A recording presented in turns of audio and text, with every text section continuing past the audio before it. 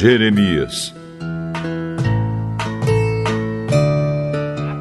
capítulo 17.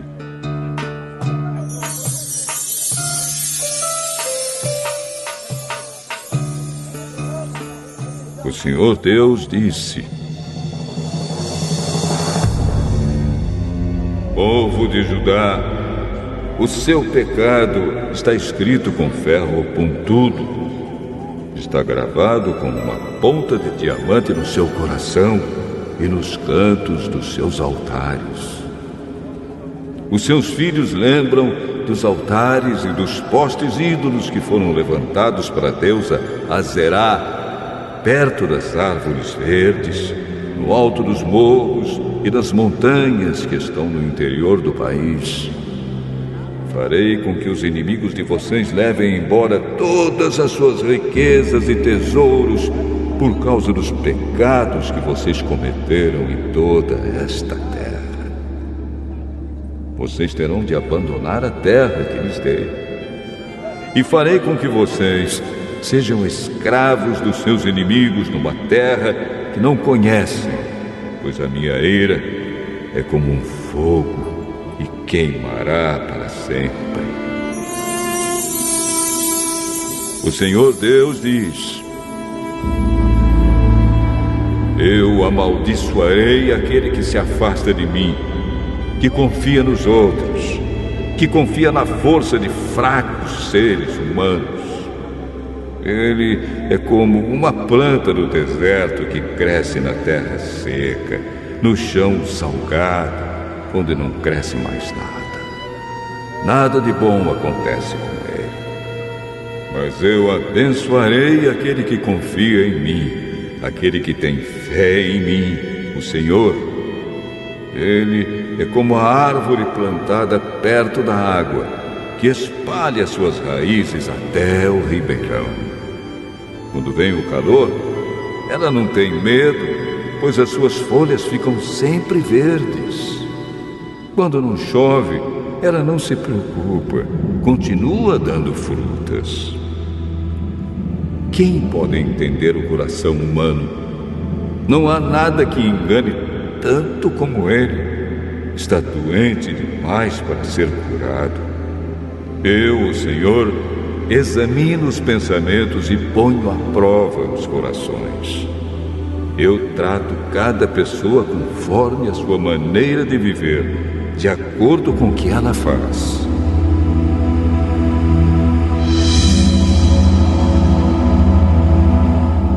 O homem que ganha dinheiro desonestamente é como a ave que choca ovos que não botou. Durante a sua vida, ele perde as suas riquezas e no fim não passa de um tolo.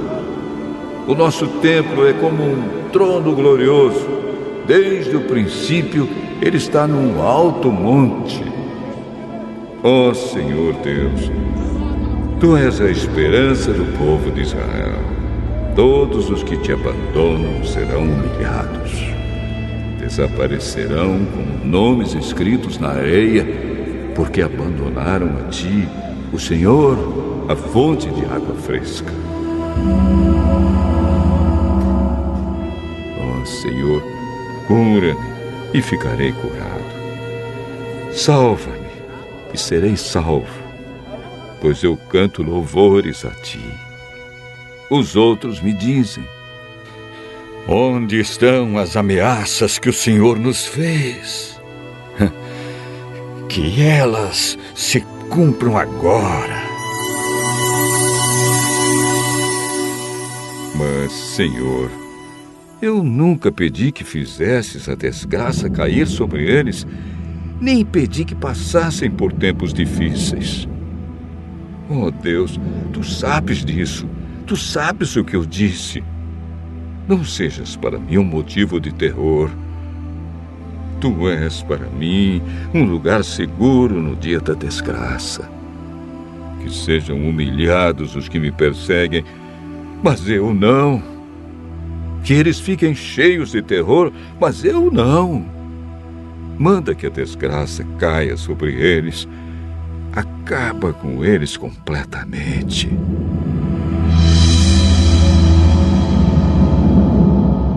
Senhor Deus me disse: Jeremias, vá e fique no portão do povo, por onde os reis de Judá entram e saem da cidade. Depois, vá a todos os outros portões de Jerusalém. Diga a todos que escutem as minhas palavras. Diga isso aos reis, a todo o povo de Judá e a todos os moradores de Jerusalém que entram por esses portões. Diga que, se eles querem continuar a viver, não carreguem nenhuma carga no sábado. Que nesse dia não tragam nada para dentro dos portões de Jerusalém, nem carreguem nada para fora das suas casas. Diga que não trabalhem no sábado. O sábado deve ser guardado como dia sagrado, conforme mandei aos seus antepassados. Eles não me ouviram, nem me deram atenção. Pelo contrário, foram teimosos. Não quiseram me obedecer, nem aprender. Diga a esse povo que me obedeça de todo o coração. Que no sábado não carreguem nenhuma carga para dentro dos portões desta cidade. Diga que guardem o sábado como dia sagrado e não façam nenhum trabalho nesse dia. Então sim, os seus reis e príncipes entrarão pelos portões de Jerusalém e terão o mesmo poder real que Davi teve. Eles andarão em carros e montarão cavalos, junto com o povo de Judá e de Jerusalém. E na cidade de Jerusalém sempre morará gente. Eles virão das cidades de Judá e dos povoados em volta de Jerusalém, e também do território de Benjamim, das planícies, das montanhas e da região sul.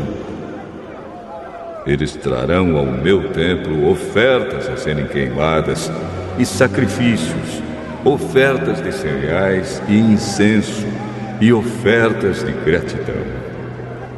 Mas, se não me obedecerem e não guardarem o sábado como dia sagrado, e se nesse dia carregarem cargas para dentro dos portões da cidade, então eu porei fogo nesses portões. O fogo destruirá os palácios de Jerusalém e ninguém poderá apagar.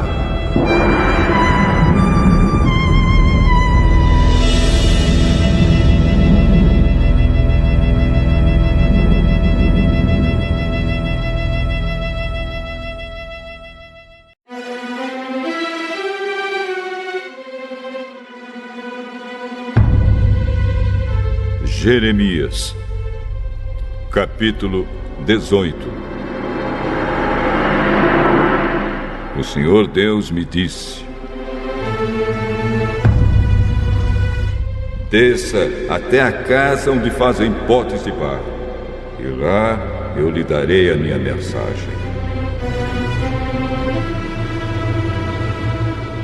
Então eu fui e encontrei o oleiro trabalhando com o barro sobre a roda de madeira.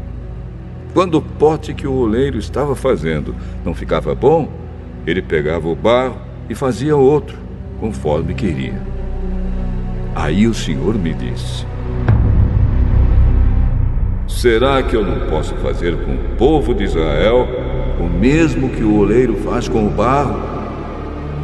Vocês estão nas minhas mãos, assim como o barro está nas mãos do oleiro. Sou eu, o Senhor, quem está falando. Em qualquer momento, posso dizer que vou arrancar, derrubar ou destruir qualquer nação ou reino. Mas, se essa nação ou esse reino abandonar a sua maldade, então eu mudarei de ideia a respeito daquilo que tinha prometido fazer. Mas eu também posso dizer que vou fundar ou construir qualquer nação ou reino. Mas se essa nação fizer o que é mal e não me obedecer, então eu mudarei de ideia a respeito daquilo que tinha prometido fazer. Portanto, Jeremias, diga ao povo de Judá e aos moradores de Jerusalém que estou fazendo planos contra eles e me preparando para castigá-los. Diga que deixem de fazer o que é mal e que melhorem a sua maneira de viver e de agir. Eles vão responder: não adianta. Nós vamos seguir os nossos planos. Todos nós vamos agir de acordo com a teimosia e a maldade do nosso coração. Portanto, eu, o Senhor, digo: perguntem a todas as nações se por acaso já houve alguma coisa igual. O povo de Israel fez uma coisa horrível. Será que alguma vez deixou de haver neve nas altas rochas dos montes Líbanos? Por acaso secam as suas águas frias que correm montanha abaixo?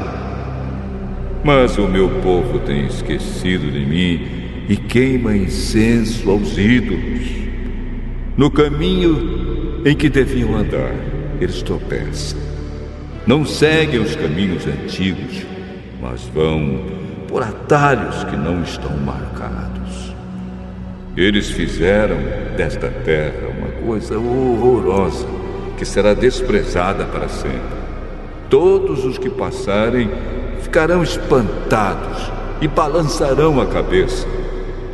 Eu espalharei o meu povo diante dos inimigos como o pó que é soprado pelo vento leste. Virarei as costas para eles e não os ajudarei quando a desgraça chegar.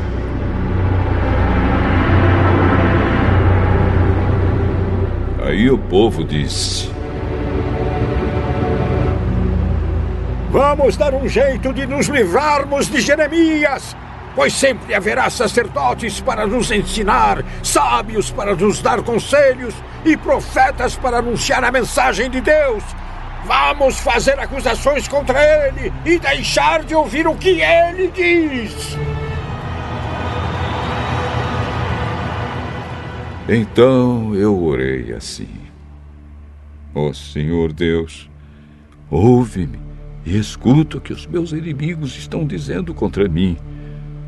Por acaso é com o mal que se paga o bem? No entanto, eles cavaram um buraco para que eu caia nele. Lembra que fui falar contigo em favor deles, pedindo que não fizesses nada contra eles enquanto estavas irado. Mas agora, ó Deus, deixa que os filhos deles morram de fome ou que sejam mortos na guerra. Que as mulheres percam seus maridos e filhos, que os homens morram de doenças e que os moços sejam mortos na guerra.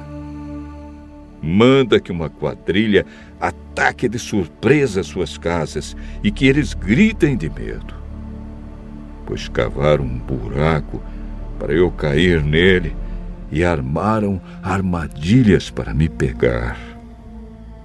Mas tu, ó Senhor, conheces todos os planos que eles fizeram para me matar. Não perdoes a maldade deles. Não apagues o seu pecado. Joga-os no chão, derrotados. Trata-os assim enquanto estás irado.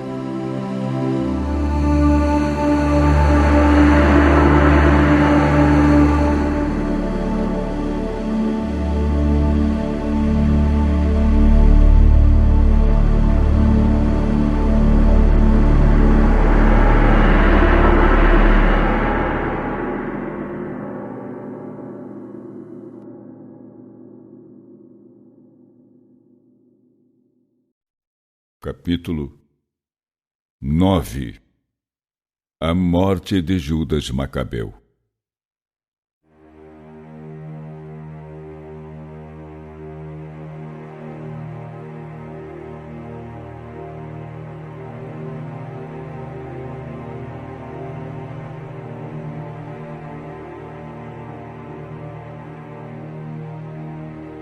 Quando o rei Demétrio recebeu a notícia de que Nicanor e o seu exército tinham sido derrotados, ele enviou de novo Bactes e Alcimo para a Judéia, desta vez acompanhados da melhor divisão do exército sírio. Eles marcharam pela estrada que vai para Galiléia e atacaram a cidade de Mazalote, no território de Arbela. Conquistaram a cidade e mataram muitos dos seus moradores. No primeiro mês do ano 152 na era grega, acamparam perto de Jerusalém. Depois partiram dali e foram até a cidade de Bereia, com 20.000 soldados de infantaria e 2.000 de cavalaria. Judas estava acampado em Elasa, com 3.000 dos seus soldados mais experientes. Quando eles viram que o exército sírio era tão grande, ficaram com muito medo, e muitos fugiram do acampamento, ficando somente 800 homens. Ao notar que os seus soldados tinham fugido e que logo a batalha ia começar, Judas ficou muito desanimado, pois já não dava mais tempo para formar de novo o seu exército. Desesperado, ele disse aos soldados que tinham ficado com ele: "Vamos sair e atacar o inimigo. Talvez a gente consiga derrotá-lo." Mas os seus soldados tentaram fazê-lo mudar de ideia. "Vamos, nós não conseguiremos fazer isso. Vamos fugir e salvar agora a nossa vida. Mais tarde voltaremos com os nossos companheiros e lutaremos contra o inimigo. Agora somos muito poucos." Mas Judas respondeu: "Isso não. Não vamos nem pensar em fugir do inimigo. Se chegou a nossa hora de morrer, então vamos morrer com coragem pelo nosso povo, sem sujar o nosso nome." O exército de Bactes avançou e tomou posição para atacar. A cavalaria se dividiu em 2 grupos: os que atiravam pedras com suas fundas e os atiradores de flechas iam na frente do exército, e os soldados mais experientes estavam nas primeiras fileiras da infantaria. Bactes estava na fileira da direita. Os soldados da infantaria, com uma coluna da cavalaria de cada lado, avançaram ao som das cornetas, e os corneteiros de Judas também tocaram as suas cornetas. O barulho dos exércitos fez a terra tremer, e a batalha durou o dia inteiro, desde a manhã até o pôr do sol. Judas notou que Bactes e o grupo mais forte do seu exército estavam na fileira da direita. Então Judas e os seus soldados mais corajosos caíram em cima deles.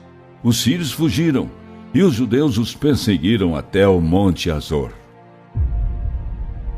Quando os soldados sírios da fileira da esquerda viram que a fileira da direita estava sendo derrotada, eles viraram e começaram a atacar Judas e os seus homens por trás.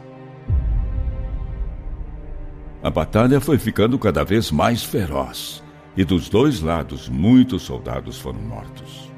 Judas também foi morto, e todos os seus soldados fugiram. Jonatas e Simão levaram o corpo do seu irmão e o sepultaram em Modim, na sepultura dos seus antepassados. Todo o povo de Israel chorou por causa da morte de Judas. Choraram muito, fizeram uma grande lamentação. Ficaram de luto durante muitos dias e disseram: "Caiu o poderoso Salvador de Israel." Todas as outras coisas que Judas fez, isto é, as batalhas em que lutou, os seus atos de coragem e a sua grandeza, foram tantas que não puderam ser escritas.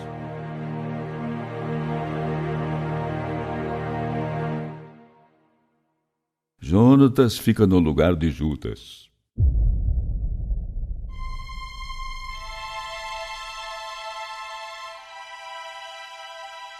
Depois da morte de Judas, começaram a aparecer traidores por toda a terra de Israel, e todos os marginais começaram a agir de novo. Naquele tempo, houve uma fome terrível no país e todas as pessoas passaram para o lado dos apóstatas. Báquides escolheu os judeus apóstatas e os pôs para governarem o país. Eles saíram caçando os amigos de Judas. Quando os achavam, eles os levavam até Báquides e se vingava deles, maltratando-os. Desde o tempo em que tinham deixado de aparecer profetas na terra de Israel, nunca houve uma época de tanto sofrimento para o povo de Israel como esta. Então, todos os amigos de Judas se uniram e foram falar com Jonatas. Desde que o seu irmão Judas morreu, não apareceu ninguém igual a ele para ser o nosso comandante na luta contra Báquides, contra os nossos inimigos e contra os do nosso próprio povo que tem ódio de nós. Por isso, nós estamos escolhendo você para ficar no lugar dele, como nosso chefe e comandante, a fim de continuar nossa luta. E naquele mesmo dia, Jonatas aceitou o comando e ficou no lugar de Judas, seu irmão.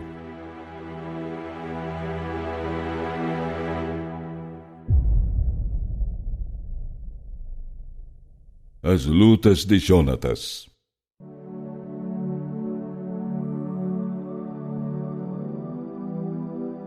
Quando Báquides recebeu essa notícia, fez planos para matar Jonatas. Ao saberem disso, Jonatas, seu irmão Simão e todos os seus soldados fugiram para o deserto de Tecoa e acamparam perto do poço de Asfar. Báquides ficou sabendo disso num sábado e atravessou o rio Jordão com seu exército. Enquanto isso, Jonatas enviou seu irmão João, que era chefe do pessoal que acompanhava o exército, a fim de pedir aos seus amigos nabateus que guardassem toda a bagagem, que era muita.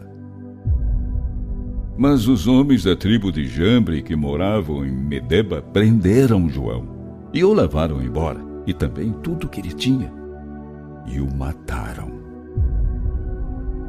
Algum tempo depois disso, contaram a Jonatas e a seu irmão Simão que algumas pessoas da tribo de Jambre iam fazer uma grande festa de casamento e que a noiva, cujo pai era um dos homens mais importantes de Canaã, ia sair da cidade de Nadabate, acompanhada por muita gente.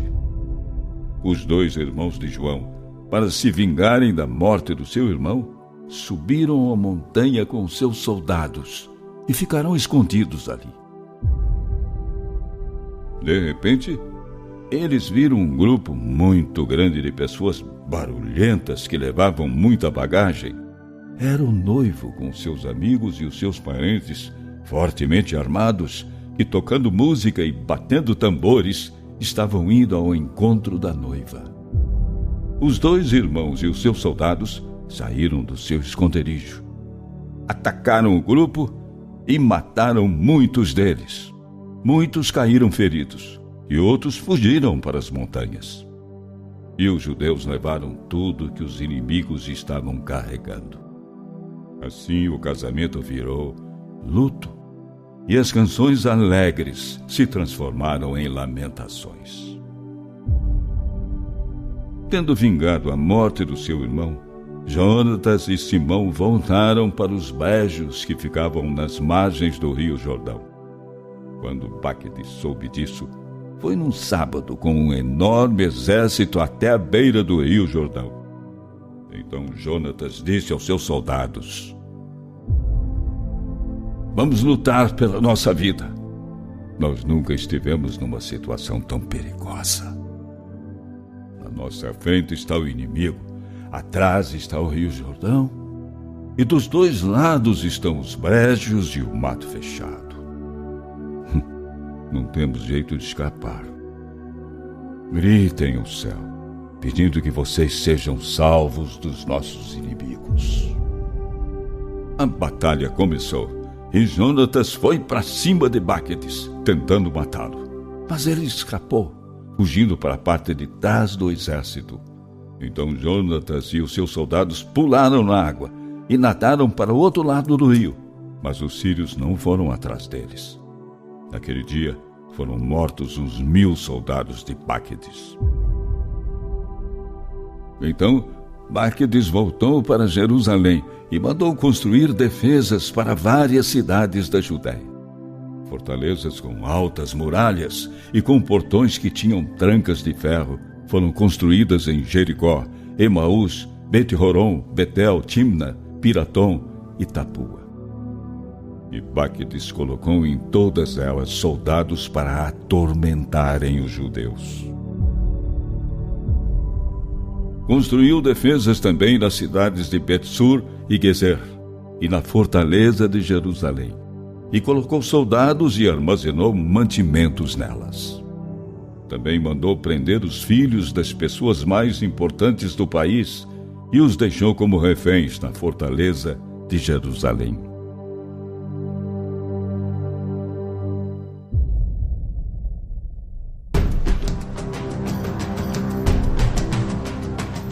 No segundo mês do ano 153 da era grega, Alcimo mandou derrubar o muro do pátio interior do templo. Ele estava querendo destruir o que os profetas tinham construído. Porém, quando começaram a derrubar o muro, Alcimo teve um ataque. E então pararam com a destruição. Ele ficou paralisado e não podia abrir a boca. Portanto, não podia falar e não pôde nem fazer o seu testamento. Foi assim que morreu Alcimo, sofrendo dores horríveis. Quando recebeu a notícia da morte de Alcimo, Báquides voltou para Antioquia, onde estava o rei Demétrio, e houve paz na Judéia durante 2 anos. Todos os judeus apóstatas se reuniram para resolver o que fazer. Eles disseram: Vejam que Jonatas e seus soldados estão vivendo em paz e segurança. Vamos aproveitar para trazer Báquides de volta, e numa só noite ele os prenderá. Então foram discutir o assunto com Báquides. E ele saiu com um exército enorme.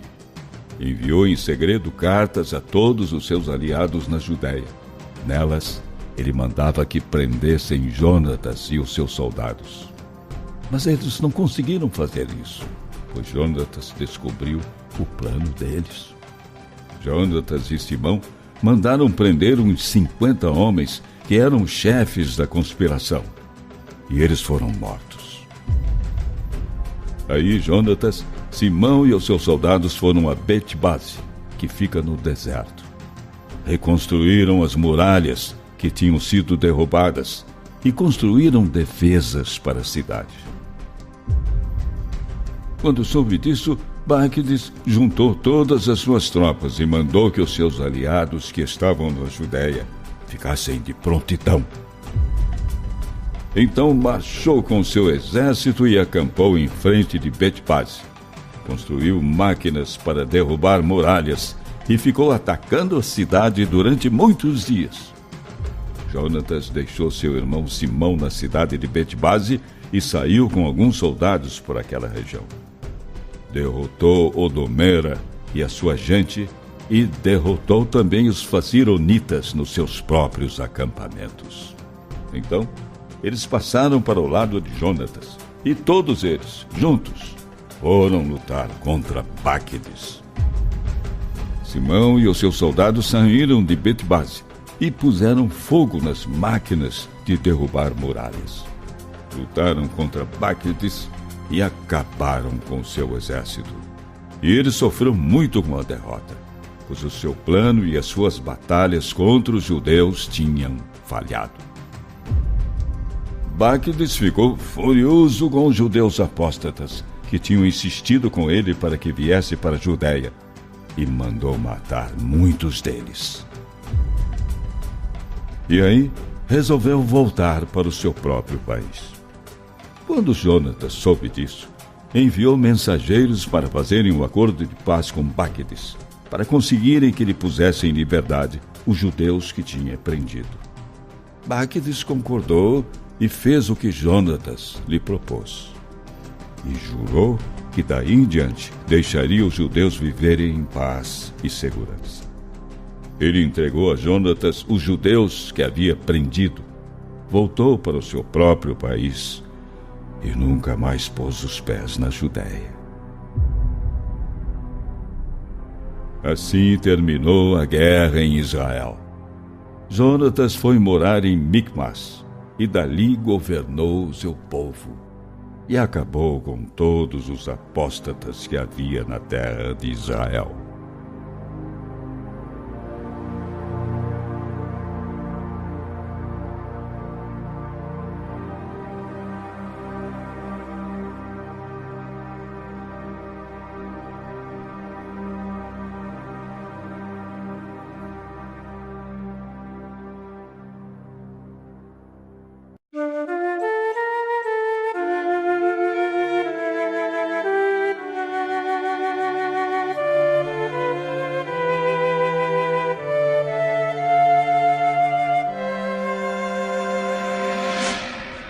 Romanos, capítulo 15.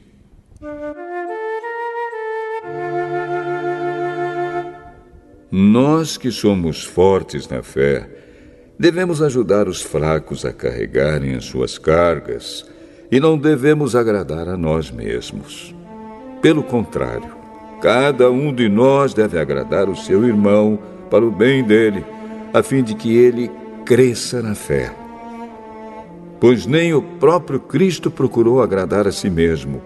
Pelo contrário, como dizem as Escrituras Sagradas, as ofensas daqueles que te insultaram caíram sobre mim. Porque tudo o que está nas Escrituras foi escrito para nos ensinar, a fim de que tenhamos esperança por meio da paciência e da coragem que as Escrituras nos dão.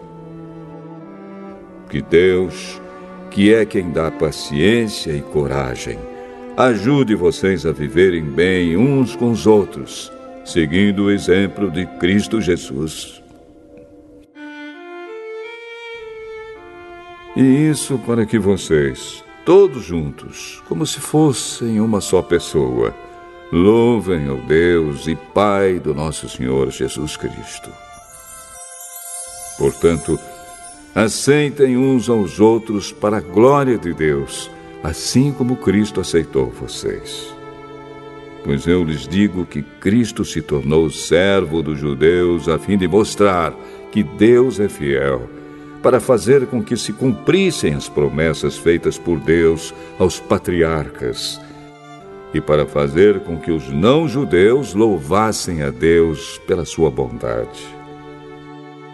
Como dizem as Escrituras Sagradas, por isso eu te louvarei entre os que não são judeus e cantarei louvores a ti. Elas dizem também, vocês que não são judeus, alegrem-se com o povo escolhido de Deus. E dizem ainda, todos os que não são judeus, louvem o Senhor, que todos os povos o louvem. E também Isaías diz, virá um descendente do rei Davi, filho de Jessé. Ele aparecerá para governar os que não são judeus, e eles terão esperança nele. Que Deus, que nos dá essa esperança, encha vocês de alegria e de paz por meio da fé que vocês têm nele, a fim de que a esperança de vocês aumente pelo poder do Espírito Santo. Meus irmãos, estou certo de que vocês estão cheios de bondade, sabem tudo o que é preciso saber e são capazes de dar conselhos uns aos outros. Porém, nesta carta, me atrevi a escrever com toda franqueza, para fazer com que vocês lembrem de coisas que já sabem. Eu escrevi assim por causa do privilégio que Deus me deu de ser servo de Cristo Jesus para trabalhar em favor dos que não são judeus. Eu sirvo como sacerdote ao anunciar o Evangelho que vem de Deus. E faço isso para que os não-judeus sejam uma oferta que Deus aceite, dedicada a Ele pelo Espírito Santo. Portanto, por estar unido com Cristo Jesus, posso me orgulhar do serviço que faço para Deus.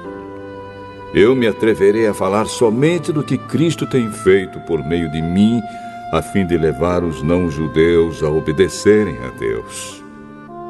E isso tem sido feito por meio de palavras e de ações, pelo poder de sinais e milagres e pelo poder do Espírito de Deus.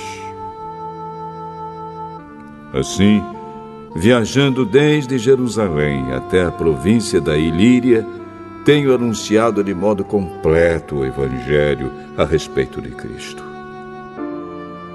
Para não construir sobre alicerces colocados por outros, tenho me esforçado sempre para anunciar o Evangelho nos lugares onde ainda não se falou de Cristo. Como dizem as Escrituras Sagradas, aqueles que nunca ouviram falar a respeito dele o verão, e os que não tinham ouvido falar sobre ele o entenderão. Por essa razão, muitas vezes eu quis visitá-los, mas isso não me foi possível. Porém, já que terminei o meu trabalho nessas regiões, e como há muitos anos tenho pensado em ver vocês, espero fazer isso agora. Gostaria de vê-los quando fizer a minha viagem para a Espanha. Gostaria também que vocês me ajudassem a ir até lá, depois de eu ter o prazer de estar com vocês por algum tempo. Mas agora vou a Jerusalém a serviço do povo de Deus que vive ali. Pois as igrejas das províncias da Macedônia e da Acaia resolveram dar uma oferta para ajudar as pessoas do povo de Deus em Jerusalém que estão necessitadas. Os próprios cristãos da Macedônia e da Acaia resolveram fazer isso, mas, de fato, eles têm a obrigação de ajudar aqueles necessitados. Os judeus repartiram seus bens espirituais com os que não são judeus, e por isso os não-judeus devem prestar, com seus bens materiais, esse serviço cristão aos judeus.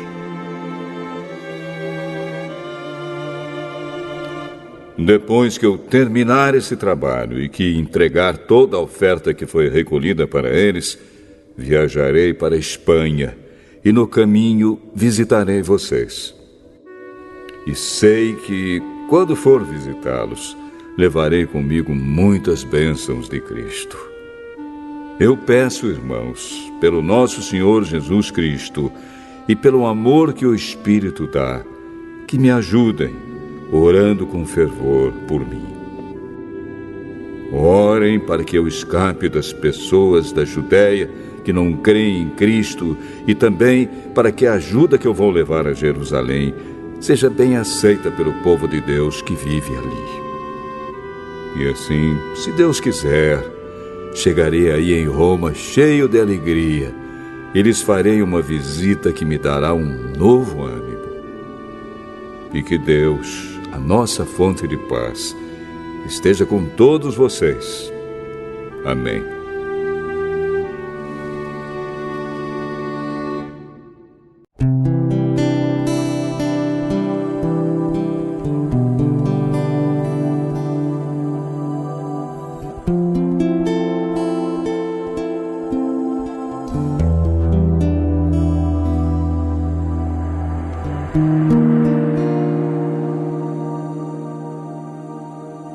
Romanos capítulo 16.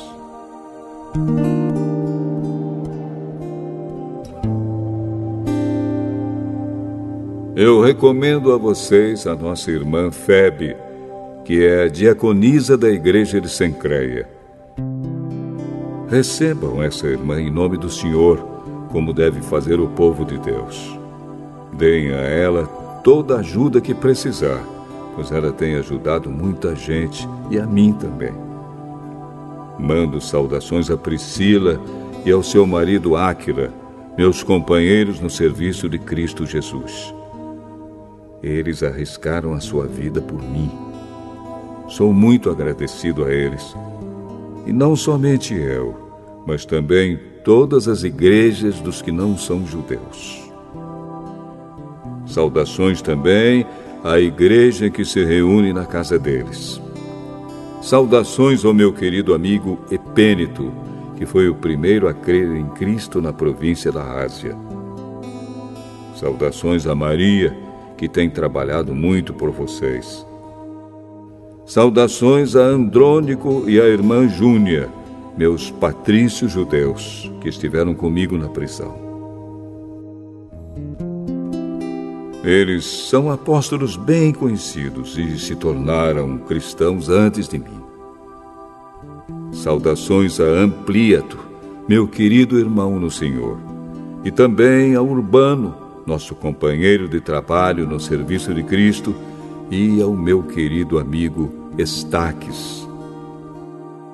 Saudações a Apeles, um irmão que tem dado muitas provas da sua fé em Cristo. Saudações ao pessoal da família de Aristóbulo. Saudações a Herodião, meu patrício judeu, e aos irmãos no Senhor da família de Narciso. Saudações a Trifena e a Trifosa, irmãs que trabalham no serviço do Senhor, e à minha querida amiga Pérside, que também tem trabalhado muito para o Senhor.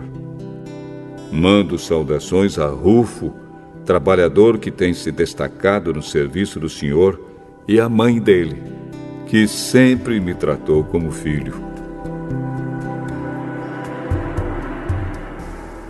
Saudações aos irmãos Asíncrito, Flegonte, Hermes, Pátrobas, Hermas e a todos os irmãos que estão com eles. Saudações a Filólogo e a Júlia, a Nereu e a sua irmã, ao irmão Olimpas e a todas as pessoas do povo de Deus que estão com eles. Cumprimentem uns aos outros com um beijo de irmão. Todas as igrejas de Cristo mandam saudações a vocês. Meus irmãos, peço que tomem cuidado com as pessoas que provocam divisões, que atrapalham os outros na fé e que vão contra o ensinamento que vocês receberam. Afastem-se dessas pessoas, porque os que fazem essas coisas não estão servindo a Cristo, o nosso Senhor, mas a si mesmos. Por meio de conversa macia e com bajulação, eles enganam o coração das pessoas simples. Todos sabem como vocês têm sido fiéis ao Evangelho e por isso eu me alegro por causa de vocês. Quero que sejam sábios a respeito do que é bom e não tenham nada a ver com o que é mal. E Deus, a nossa fonte de paz, logo esmagará Satanás debaixo dos pés de vocês. Que a graça do nosso Senhor Jesus esteja com vocês. Timóteo, meu companheiro de trabalho, manda saudações a vocês. Lúcio, Jasão e Sosípatro, meus patrícios judeus, também mandam saudações. Eu, Tércio, que escrevi esta carta que Paulo ditou para mim, mando saudações a vocês. O meu hospedeiro Gaio, em casa de quem a igreja daqui se reúne, manda saudações a vocês. Erasto, o tesoureiro da cidade, e o nosso irmão Quarto também mandam saudações. Que a graça do nosso Senhor Jesus Cristo esteja com todos vocês. Amém. Louvemos a Deus, pois Ele pode conservar vocês firmes na fé, de acordo com o Evangelho que eu anuncio, isto é, a mensagem a respeito de Jesus Cristo. E de acordo também com a verdade secreta que nunca foi revelada no passado. Porém, essa verdade foi revelada agora por meio daquilo que os profetas escreveram. E por ordem do Deus eterno, ela se tornou conhecida em todas as nações, para que todos creiam e obedeçam. Ao Deus único e sábio seja dada glória para sempre, por meio de Jesus Cristo. Amém.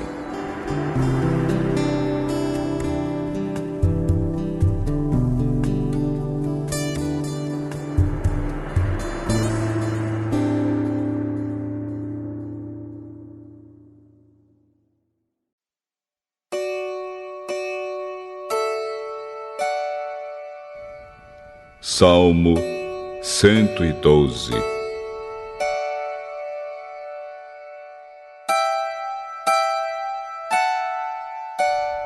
Aleluia! Feliz aquele que teme a Deus, o Senhor, que tem prazer em obedecer aos seus mandamentos. Os filhos desse homem serão poderosos na terra prometida, e os seus descendentes serão abençoados. Na sua casa há muita riqueza e ele é sempre bem-sucedido. A luz brilha na escuridão para aqueles que são corretos, para aqueles que são bondosos, misericordiosos e honestos. Feliz aquele que tem pena dos outros e empresta generosamente, e que dirige os seus negócios com honestidade. Quem é correto nunca fracassará e será lembrado para sempre. Ele não tem medo de receber más notícias.